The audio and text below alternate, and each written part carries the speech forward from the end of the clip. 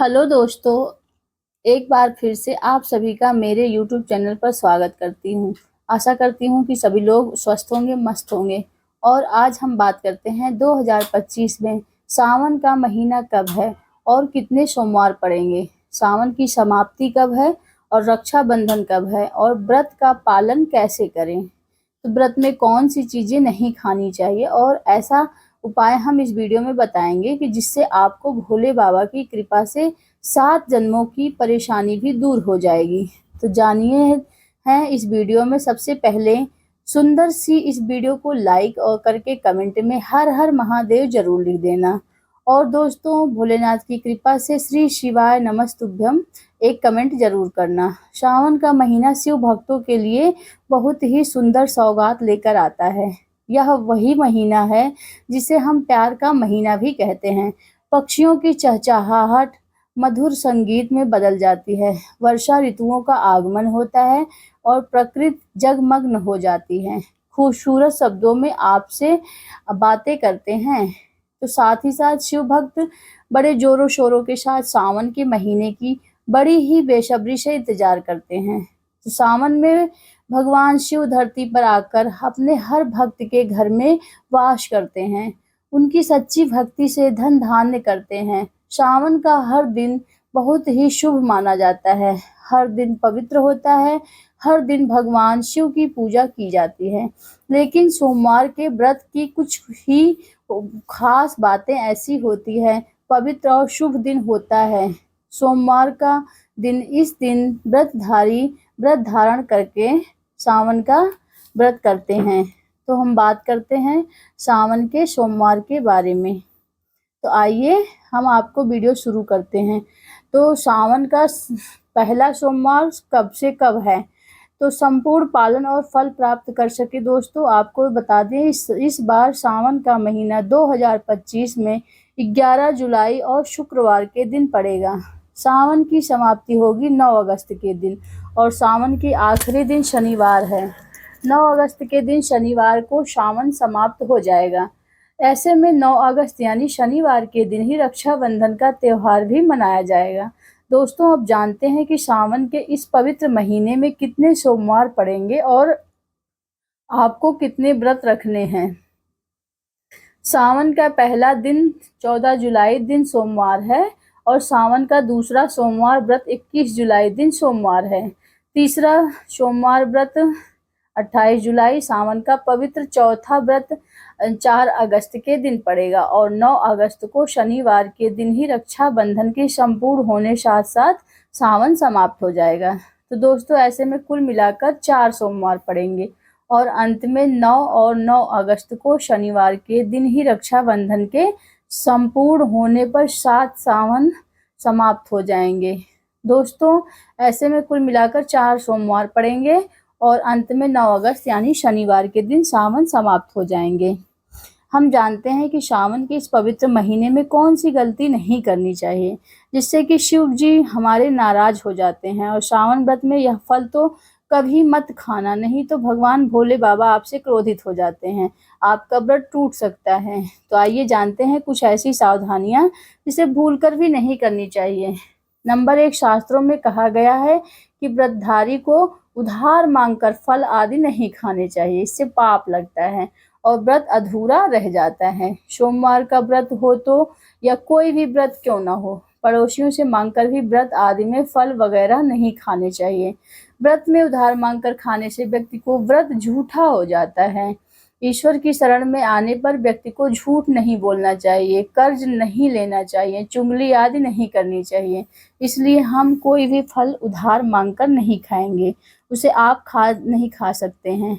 अपनी मर्जी से खाने के लिए व्रत में कुछ देता है तो उसे आप खा सकते हो, लेकिन व्रत में कम से कम उधार मांगकर फल मत खाइए, नहीं तो पाप लगता है और व्यक्ति की पवित्रता भंग हो जाती है। तो दोस्तों, नंबर 2, सावन का सोमवार का व्रत जो है वो सावन का व्रत आपको नाशपाती नहीं खाना चाहिए।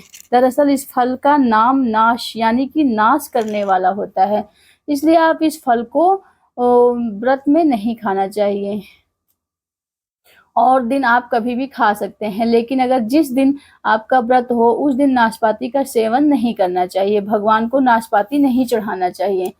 3 सिंघाड़े का आटा, कुट्टू का आटा आपको व्रत में टूट सकता है, क्योंकि आप लंबे समय से रखा हुआ आटा व्रत भंग कर सकता है। दरअसल पुराने आटे में घुन आदि कीड़े वगैरह लग जाते हैं, जो ठीक तरह से दिखाई भी नहीं देता। आटा खाने पर दरअसल आप मांस का सेवन कर लेते हैं, क्योंकि उसमें कीड़े होते हैं और घोर पाप लग जाता है, तो आपका व्रत भी भंग हो सकता है। ताज़ा आटा आप कुट्टू का लाइए और उसे खा सकते हैं, आटे में कीड़े वगैरह ना पड़े हों। व्रत हमेशा शुद्धता से ही रखना चाहिए। यह 5 चीजें भगवान शंकर के पास कभी ना रखे। तो चलिए जानते हैं दोस्तों। नंबर 1, जहाँ रखा हो शिवलिंग या महादेव की कोई भी प्रतिमा, वहां भूलकर चप्पल जूते लेकर नहीं जाना चाहिए। तो आपके कमरे में कोई भी चप्पल जूता प्रवेश नहीं करना चाहिए, नहीं तो भोलेनाथ जी क्रोधित हो जाते हैं और आपसे नाराज हो जाते हैं। आपको मिलने वाला फल नष्ट हो जाता है। तो ऐसे में मंदिर में नंगे पांव भी प्रवेश करना चाहिए, क्योंकि चमड़े की चप्पल हमेशा अशुद्ध रहती है, इससे देव शक्ति नाराज होते हैं। और दोस्तों नंबर 2, अक्सर महिलाओं को जिस दिन पूजा पाठ वगैरह नहीं करना चाहिए उस दिन आप व्रत नहीं रखें, क्योंकि शास्त्रों में यह वर्जित माना जाता है। महिलाओं को जानकर भी अनजान नहीं बनना चाहिए। अगर आपको कोई ऐसी पीड़ा हो, कोई दुख हो, तो आप उस दिन, आपकी तबीयत खराब हो, उस दिन व्रत ना रखें और मंदिर भी ना जाएं, क्योंकि इस दिन अशुद्धियां होती है। आपसे क्रोधित हो जाते हैं भोलेनाथ जी। शिवलिंग को छूना घोर पाप होता है। और जरा सोचिए, ऐसी अवस्था में जब महिला को बुरा लगता है तो ईश्वर को कितना बुरा लगेगा। इसलिए महिलाओं को ऐसी अवस्था में मंदिर यात्रा, घर में पूजा पाठ, भगवान की प्रतिमा को छूना या तुलसी में पानी भी नहीं डालना चाहिए। तुलसी का पौधा भी सूख जाता है। जब देव शक्तियां नाराज होती है तो लाजमी घर में कंगाली, गरीबी, लड़ाई झगड़े होने लगते हैं। ऐसा कभी भी मत करना। नंबर 3, शास्त्रों में बताया गया है कि शिवलिंग तो वहाँ पर सभी शक्तियाँ सक्रिय हो रहती हैं। अगर घर में होता है शिवलिंग तो वह व्यक्ति महादेव की कृपा सदैव पा लेता है। वास्तु शास्त्र के अनुसार शिवलिंग से हर व्यक्ति ऊर्जा का संचार होता रहता है, इसलिए शिवलिंग पर जलाधारा हमेशा होनी चाहिए, जो ऊर्जा को शांत रखता है। और कुछ लोग अपने घर में शिवलिंग तो रख लेते हैं, लेकिन वह 1 हफ्ते के बाद जल चढ़ाते हैं, जो बिल्कुल भी अच्छा नहीं माना जाता है। अगर आप जल नहीं चढ़ा सकते हैं तो अपने घर में शिवलिंग स्थापित कभी ना करें, जो कि गरुड़ पुराण में बताया गया है कि उससे उल्टा घर में विनाश होता है। दोस्तों नंबर 4, शास्त्रों में बताया गया है कि तुलसी और महादेव का बैर माना जाता है। इसी कारण तुलसी में शिवलिंग की और गणेश की प्रतिमा को नहीं रखा जाता है। जाने अनजाने शिवलिंग को तुलसी में रख देते हैं तो घर में परेशानियां आना शुरू हो जाती हैं। इससे महाशक्ति क्रोधित हो जाती हैं। शिवलिंग पर तुलसी भी नहीं चढ़ाना चाहिए। तुलसी में और शिवलिंग में कुछ दूरी होनी चाहिए। दोस्तों नंबर 5, घर का मंदिर या बाहर का मंदिर, किसी भी मंदिर में ऐसे व्यक्ति को प्रवेश नहीं करना चाहिए जिसने स्त्री प्रसंग अर्थात संभोग वगैरह, मांस मदिरा शारीरिक रूप से गंदे हो, उसको मंदिर में प्रवेश नहीं करना चाहिए। और सोचिए कि आप मांस खाकर स्त्री के साथ शारीरिक संबंध, इन सब चीजों से भी दूर होना चाहिए। तो ऐसे भोलेनाथ जी नाराज हो जाते हैं। ये सारी चीजें नहीं करनी चाहती, घर में बर्बादी का कारण होता है। और नहा धोकर मन पवित्र हो करके शिवलिंग जाना चाहिए, इससे सभी शक्तियां आपसे प्रसन्न रहती हैं। दोस्तों सावन के महीने में महादेव को ऐसे बेलपत्र कभी मत चढ़ाना, बहुत ही अशुभ माना जाता है। दोस्तों पौराणिक मान्यताओं के अनुसार बेलपत्र चढ़ाने से शिव जी का मस्तक शीतल रहता है। बेलपत्र से भगवान शिव की पूजा करने से दरिद्रता दूर होती है और व्यक्ति सौभाग्यशाली बनता है। इससे हनुमान जी भी प्रसन्न होते हैं, क्योंकि वे शिव के ही अवतार हैं और इस बात को शायद ही कोई जानता हो। तो दोस्तों पहले आप जानें कि बेलपत्र का उपयोग और इसके लाभ कैसे मिलते हैं। नंबर 1, तीनों लोकों में जितने तीर्थ स्थल प्रसिद्ध हैं वे सभी तीर्थ स्थल बेलपत्र के मूल भाग में स्थित माने जाते हैं। इस बात को शायद कोई ही बता सकता है। तो नंबर 2, यानी कि यदि बेल का वृक्ष के नीचे बीचों बीच पूर्व दिशा में लगा हो तो घर में धन धान्य की कोई भी कमी नहीं रहती, परिजन खुशहाल रहते हैं। दोस्तों नंबर 3, जो व्यक्ति बेल के वृक्ष के मूल भाग की गंध पुष्टि आदि से पूजा अर्चना करता है, उसे मृत्यु के पश्चात शिवलोक को प्राप्त होता है। अगर आप बेलपत्र से जुड़ी कुछ खास बातें, चतुर्थी, अष्टमी, नवमी, चतुर्दशी, अमावस्या तिथियों को, संक्रांति के समय और सोमवार को बेलपत्र नहीं तोड़ना चाहिए। पूजा से एक दिन पहले ही पूर्व बेलपत्र तोड़ के रख लें। तो दोस्तों आपको बता दें कि बेलपत्र कभी अशुद्ध नहीं होती है। यदि आपको पूजा के दिन नया बेलपत्र नहीं मिल रहे हैं तो आप किसी दूसरे के चढ़ाए हुए बेलपत्र को स्वच्छ जल से धोकर भगवान शिव की पूजा अर्पित कर सकते हैं। बेलपत्र में 3 पत्तियां होनी चाहिए। कटी फटी पत्तियों को बेलपत्र भगवान शिव को अर्पित कभी भी गलती से भी मत करना, शिव का अपमान होता है। और बेलपत्र का भी इसलिए बेलपत्र की पत्तियां एकदम साफ होनी चाहिए। दोस्तों सावन के इस पवित्र महीने में अगर जिस व्यक्ति को 5 संकेत मिल जाए, इससे यह पता चलता है कि महादेव आपकी भक्ति से बहुत अधिक प्रसन्न हो गए। आपको धनी ही होने से कोई नहीं रोक सकता है। तो चलिए जानते हैं। नंबर 1, बैल का दरवाजे पर आना। नंदी महाराज भगवान भोलेनाथ के वाहन है। नंदी को भगवान शिव का द्वारपाल भी कहा गया है। नंदी भगवान को बुद्धि और ज्ञान का प्रतीक माना गया है। शिव के मंदिर के बाहर हमेशा नंदी महाराज विराजित रहते हैं। लेकिन अगर सावन के इस पवित्र महीने में अचानक से नंदी महाराज आपके दरवाजे पर आ जाएं और घर की चौखट की सींग मारने लगे, तब आपको समझ लेना चाहिए कि भगवान शिव आपके घर में आने वाले जो कि यह एक उनके आने का संकेत है। भगवान शिव आपकी भक्ति से बहुत प्रसन्न है और आपके घर में खुशियां आने वाली हैं। आपको धनी होने से कोई नहीं रोक सकता है। याद रहे, नंदी महाराज को तिलक लगाकर मीठा भोग लगाएं। जिससे दोस्तों नंबर 2, सावन के पवित्र महीने में अचानक से आपके सपनों में अगर शिवलिंग दिखाई दे जाए, अर्थात भगवान शिव दिखाई दे, तो इसे आपको यह समझना चाहिए कि आपके जीवन से परेशानियों का अंत जल्दी ही हो जाएगा। भगवान शिव आपकी सच्ची आराधना भक्ति से बहुत खुश हुए हैं और आपके घर में आने वाले हैं। ऐसे में याद रहे, शिव की भक्ति में कोई भी कमी नहीं आनी चाहिए। गंदा और शिव जी को घर को गंदा मत रखिए, क्योंकि आपके घर में भगवान शिव आने वाले हैं। दोस्तों नंबर 3, शास्त्रों के अनुसार माना गया है कि नीलकंठ भगवान शिव का प्रतीक है।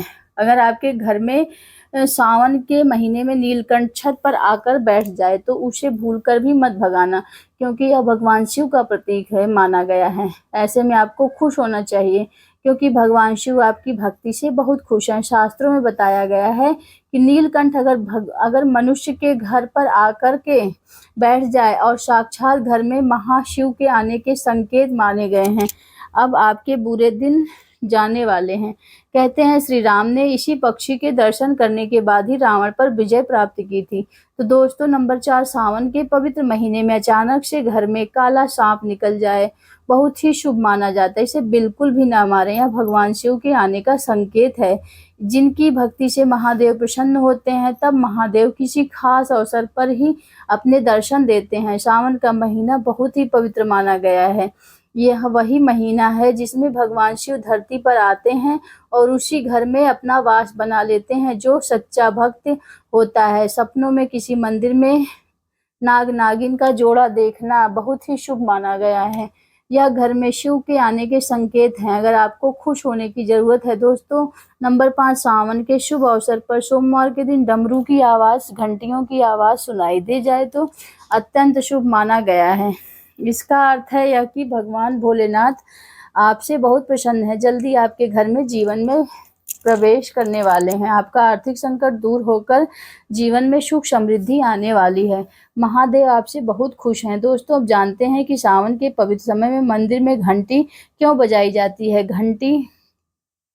घंटा क्यों बजाया जाता है, ताली क्यों बजाई जाती है, मंदिर के अंदर कारण क्या है, शंकर के मंदिर में घंटी क्यों बजाई जाती है, शंकर के मंदिर में घंटी को क्यों बजाया जाता है, ताली को बजाना क्यों माना जाता है, शिव मंदिर में किस लिए करा जाता है। यह पुराण के मंदिर के अंदर या घर के अंदर आप गरुड़ घंटी जब बजाते हैं तो घंटी का नाद करते हैं तो शिव पुराण की कथा और लिंग पुराण की कथा में विष्णु पुराण की कथा कहती है, मात्र घंटी का नाद करने से जिसने भूमि पर तीर्थ है, जितने साधक साधना कर रहे हैं, जिनके तप पर कर रहे हैं, जिनकी पवित्र नारी स्त्री का पालन कर रही हैं, जिसने दान हो रहे हैं, तो कुछ समय पर जिस समय तुमने घंटी बजाई है उस पल वह सारे पुण्य घंटी का नाद करते से तुम्हारे खाते में आ जाते हैं। शंकर जी के मंदिर में जाकर ताली की नाद किया जाता है। ताली शिव मंदिर में क्यों बजाई जाती है? मंदिर में जितने भी बैठे होंगे, जो भजन कर रहे होंगे, जो साधना कर रहे हो, अभिषेक कर रहा है, पूजा कर रहा है, 3 बार ताली बजाने से उनका सारा पुण्य हमारे खाते में आ जाता है, खींचा चला जाता है, हमारा भाग्य प्रबल हो जाता है, 1 सेकंड में हमारे खाते में आ जाता है और हमें लगता है कि हम शंकर को रिझा रहे हैं। शंकर को रिझाएं, शिव जरूर देते हैं घर में गरुड़ घंटी का नाद करना। दोस्तों, इसलिए बच्चों को खेलने के लिए घंटी नहीं दी जाती है। गरुड़ घंटी कोई खेलने की नहीं होती है, दूसरा सामान दे देंगे, पर गरुड़ की घंटी नहीं देंगे, क्योंकि गरुड़ घंटी का जब नाद किया जाता है तो सबका पुण्य हमारे खाते में आ जाता है। कोई साधारण है घंटी बजाना पूजन के समय, स्मरण के समय पर भजन आदि करना चाहिए, इसलिए घंटी भी हर कभी नहीं बजाई जाती है। आपसे निवेदन है कि मंदिर में भी जो जाओ तो घंटी का नाद करो तो बड़े प्रेम से करो, ऐसे नहीं बजाएं। और कई मंदिरों में मंदिर को पट बंद हो जाता है तो लोग घंटी बजा देते हैं, दोष लगता है। भगवान अगर मंदिर में सो रहे हैं उस समय घंटी बजाना घोर पाप माना जाता है। जिस जगह पर ब्राह्मण विद्वान और साधक हैं, संत हैं, साधु हैं, मंदिर अगर बंद हो जाता है उसके साथ में घंटी के नीचे के भाग को रस्सी से बांध दिया जाता है, तो जिससे बजे ना कहते हैं। अगर भगवान विश्राम कर रहे हैं, सो रहे हैं, निद्रा अवसान में हैं, पट बंद है, कुछ समय पट बंद का समय और घंटी का अगर नाद हो जाए तो कहते हैं 11 ब्राह्मण के भूखे रहने का दोष लग जाता है। जीवों को मात्र घंटी बजा देने पर ही अगर भगवान कर रहे हैं, पट बंद, दरवाजा बंद है, उस समय मंदिर खुलने का समय 11 बजे से 3 बजे तक मंदिर बंद होने का समय। तुमने यदि समय देख लिया, फिर भी तुमने तो देख लिया और तुम उस समय कह रहे हो मैं दूर से आया हूँ, घंटी तो बजाऊंगा, ऐसा करने से कई लोगों के भूखे रहने का दोष आपको लग जाता है। घंटी बजाने का सबसे शुभ समय माना जाता है सुबह 4 बजे से लेकर 11 बजे तक, अत्यंत दुर्लभ और मंगलकारी माना जाता है। इस समय घंटी बजाना और रात के समय 6 बजे से लेकर 11 बजे से पहले तक पूजा पाठ तथा घंटी बजा लेनी चाहिए, क्योंकि 12 से पहले तथा 12 के बाद मंदिर के पट बंद कर दिए जाते हैं। इस समय देवी देवता विश्राम करते हैं, निद्रा में चले जाते हैं। इस समय उन्हें जगाना मतलब घोर पाप का भागीदार बनने के बराबर होता है। आप अपने पुण्य नष्ट कर सकते हैं। अगर आपका कोई वाकई में भगवान शिव की कृपा प्राप्त करना चाहते हैं तो सच्चे दिल से कमेंट बॉक्स में हर हर महादेव जरूर लिखें। और आपको हमारा यह वीडियो अच्छा लगे तो एक प्यारा सा कमेंट जरूर